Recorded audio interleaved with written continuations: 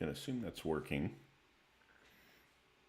I think it's auto-focusing on the mic here.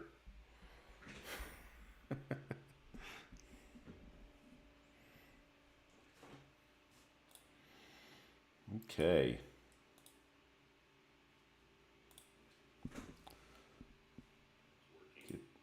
Uh-oh. Auto-focusing on the mic here. Get this out in the Discord world.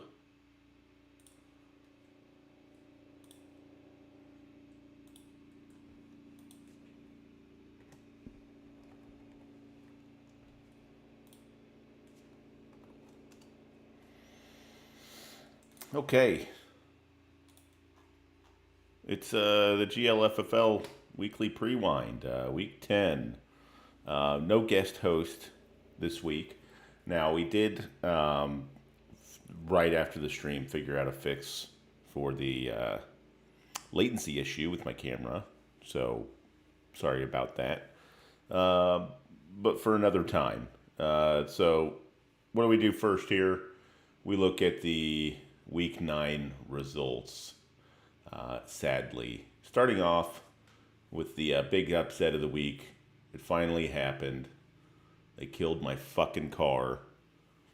Drunk Santa with a big win over Lifeline's Elway. They moved to 6-3. Lifeline's Elway, first loss of the season. Yada yada yada. Moving on. Timken Terrors finally getting a good game and a win, taking down Cooter's Crew. Big week for Cooter's Crew in the Pregrets area. But Timken Terrors retains that 6th spot. Ditka in a Box gets a much-needed win. A big comeback win over the Schmidt Show, who drops their 6th straight. And that's just bad luck right there to finally have a good week. And it comes at the expense of Ditka in a Box. Falling just short of that high score, Ditka in a Box. Robo Pearson, more than doubling up Doobie Ashtray. Might be the blowout of the season thus far. Yeah, not a lot can be said about Doobie Ashtray's season. They dropped to 0-9. Will they get a win this season? It's going to be very embarrassing to be the first team to lose to Doobie Ashtray.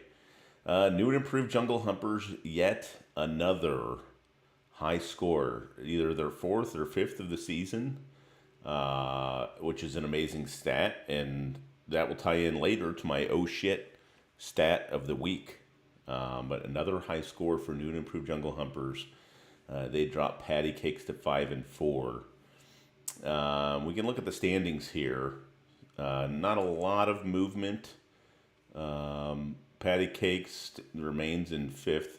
Amazing thing there, Patty Cakes, one of the lowest scoring, I believe the 3rd lowest scoring team in the league, but sitting at 5-4, as Robo Pearson proved last year. You don't need to score the most. You just need to win enough to get in.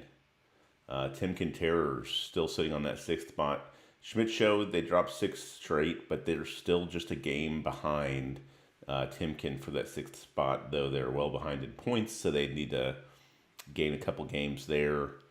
And then Robo Pearson, Doobie Ashtray, soon to be eliminated, I would imagine. And that's the current standings. What's the next thing we do? Next thing we do is the Pregrets of the week. Chase Brown. Yeah, Chase Brown was technically a Pregret. Though, I mean, I wouldn't have started him over anybody I started. There's no way to predict that A.J. Brown was going to go down, or that the other running back in Cincinnati was going to get hurt, and Chase Brown was going to get 27 carries. Nonetheless, he's still a Pregret, whatever. Jacoby Myers for the Schmidt Show. If he switches him out in his flex, that would have given him the win. And then for Cooter's Crew, it was just a waterfall of Pregrets. Let me see if I can get this to where y'all can see it. Kareem Hunt, Zay Flowers, Aaron Rodgers, Curtis Tillman. If he subs any of them in for a number of his players, he could have possibly won. He probably would have had him have the right combination. Sam Laporta didn't do him any favors. Marvin Harrison Jr. continues to disappoint. There's the pregrets. Oh shit! Stat of the week. I have a couple of them here. Derrick Henry. Derrick Henry is the RB1, obviously, and he also has the most fantasy points of any non-QB by 30 points. What's even more insane is that he would be the QB3 on the season were he a quarterback, and that's without any passing yards. Only 2 QBs have scored more points, and he is now just 33 points shy of his entire total from the 2023 season. So, huge bounce back year, and match made in heaven there in Baltimore for Derrick Henry. And then the other one, new and improved Jungle Humpers. They have the most high scores this season, and despite that, they are still the 3rd highest scoring team in the league. I had to double check that, which is insane to have that many high scores and still be the 3rd highest scoring team in the league. Their highs are very high, which I guess that means their lows are low. The true definition of boom or bust. They are in 2nd place, rightfully so, though, and they are racking up the high scores this season. What do we do next? Matchup of the week. Or I guess I want to look at all the matchups. That's what I've been doing. Whatever. Schmidt Show, Robo Pearson. Looks like Schmidt Show is going to have to do some finagling this week to put together a lineup to take down the suddenly hot Robo Pearson. All of a sudden, they're putting up points, and they are a danger. They are no longer the pushover. We get some buys and some injuries for Schmidt Show, per usual. So they will have to... they got a nice base in Saquon Barkley, Trey McBride, St. Brown. They'll just have to hit the waiver wire, figure out who they're going to play in there. Next up, let's look at Drunk Santa, Tim Quinteros. Drunk Santa coming off a big upset. Probably a large underdog now to the Tim Quinteros. Timken, of course, the 2nd highest scoring team in the league. Derrick Henry I spoke about before. He's good for 20 points every single week. Can Drunk Santa, even though they are in 3rd place, Timken in 6th place, I would still consider this an upset. Can they pull off an upset in 2 straight weeks? Probably not, but you never know. Patty Cakes, Ditka in a box. Big game here. Patty Cakes trying to keep that positioning in the standings so that way they don't have to try to win a tiebreaker, which they're well behind in points.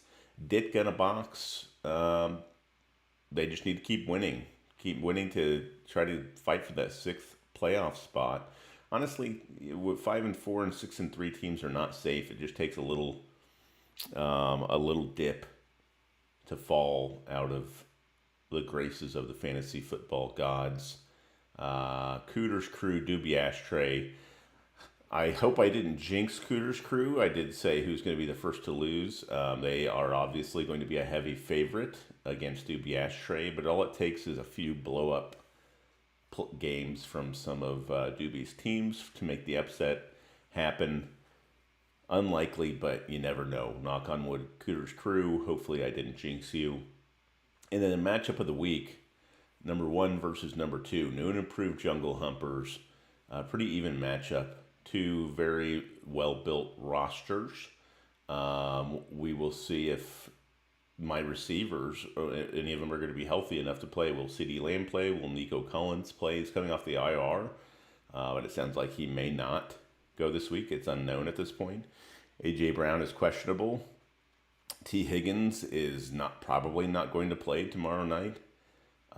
Will I have to throw Roma Dunze in there?